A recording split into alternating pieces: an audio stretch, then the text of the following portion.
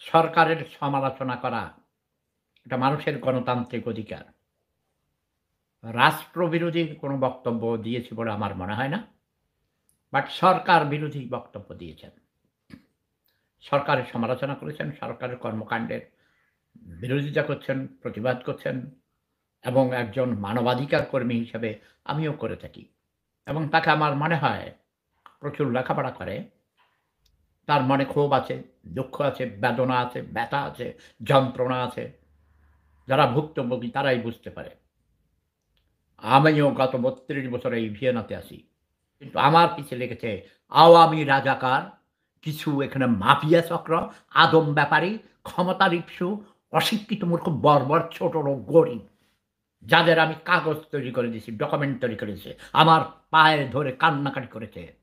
আমার পিছে ছাড় পরে কুকুরের মতো, নেড়ি কুত্তার মতো আমার পিছে ঘুরেছে। আমি অপরাধ হলো আমি মানুষের পক্ষে লড়াই করে আসছি।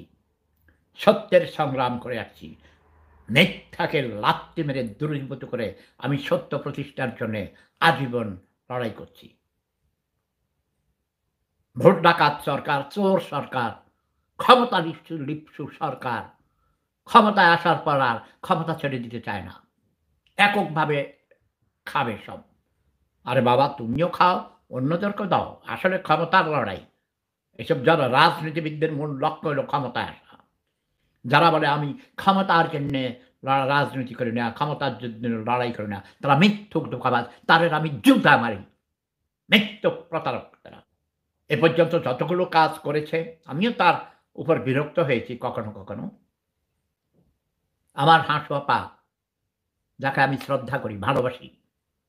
তাকে কিছু মিসগাইড করছে, কিছু চাটুকার দালাল, অশিক্ষিত মূর্খ বর্বর ছোট লোক।